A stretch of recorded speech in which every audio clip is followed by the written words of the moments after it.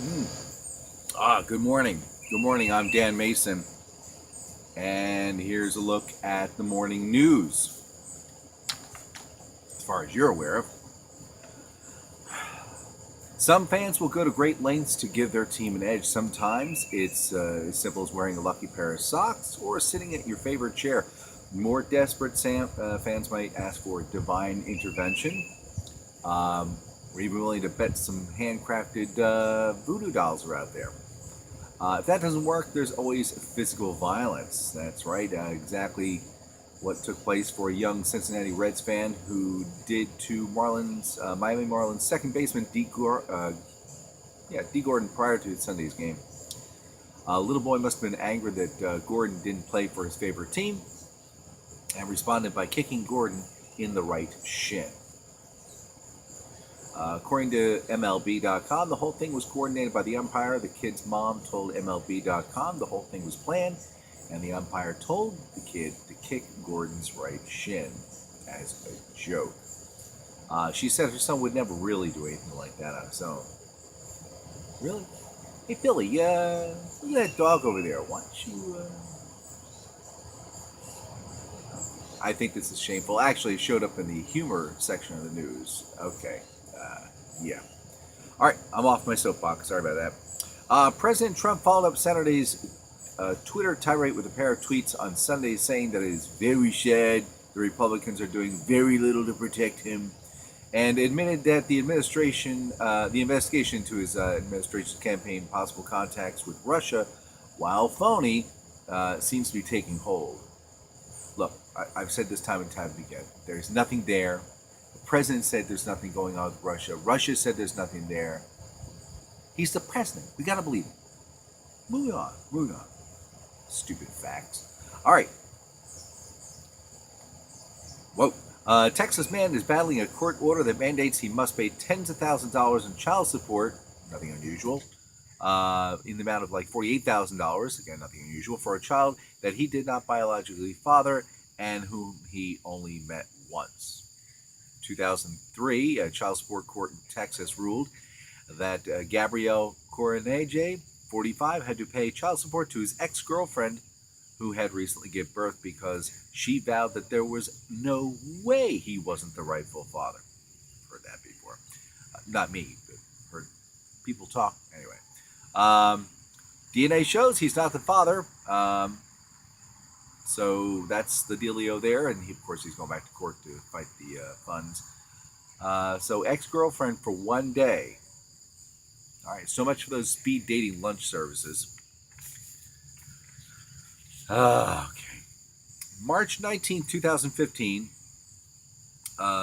Gojak Dita, 50-year-old man from Bronx, brutally beat up his downstairs neighbor, 65-year-old Ronald Antonucci, in a fight over a parking space, police said. He was charged with manslaughter 4 days later.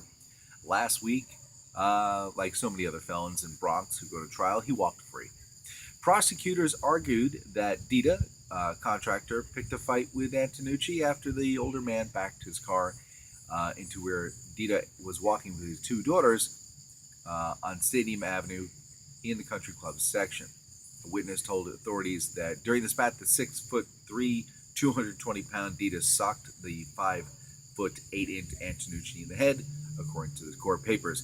After spending 2 years at Rikers Island, where he was held without bail, Dita was finally tried this month in Bronx Supreme Court, and jurors on Wednesday acquitted him. His lawyer argued that surveillance video failed to capture the episode, that a key witness was inconsistent, and that the alleged victim had heart problems. I mean, we don't know what happened, and they finally failed to show that what happened. Don't know what happened. Maybe he got out of his car and slipped and fell. Maybe it was icy. Maybe one of his kids pushed him on the ground over and over and over again. Maybe his coffee was too hot. He had a heart attack. We don't know what happened. All right. It is with sad news I must report to you that Snooty, the world's oldest captive manatee, who lived in South Florida aquarium for more than half a century, died Sunday. He was 69. Born in 1948, Snooty arrival was the first recorded manatee birth. in human care. He moved to South Florida Museum in Bradenton in 1949 and saw them more than 1 million visitors during his lifetime. Snooty was dubbed the official mascot for Manatee County in 1979 and celebrated his 69th birthday on Saturday. The museum, which houses the Parker Manatee Aquarium, said Snooty died after getting trapped in an underwater area of his exhibit. Jeff Rogers, the museum's provost and COO, said Snooty was able to access the area of his exhibit that contained plumbing equipment after a hatch blocking off had somehow been knocked loose. 3 smaller manatees were able to swim in and out of the tight area, but Snooty swam in and became stuck. Snooty was reported twice the size of other animals and weighed about 1,300 pounds, reports say.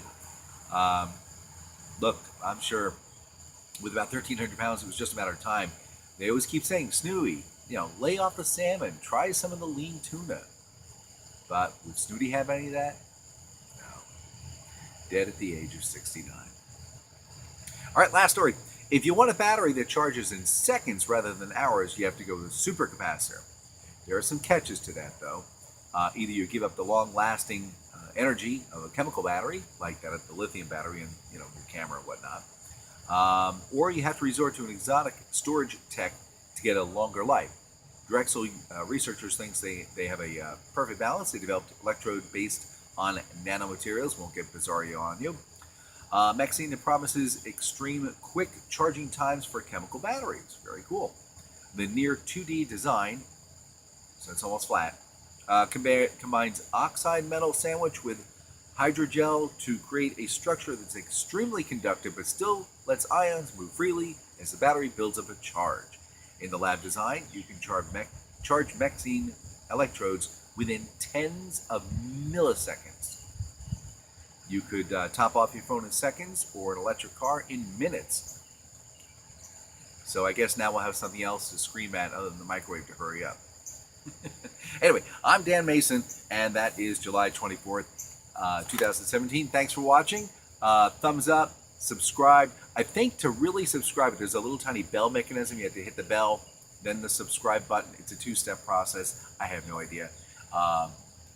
We are trying to get the subscribers up, and that's your job, not mine. You like that? See you real soon. Thanks for watching. Bye-bye.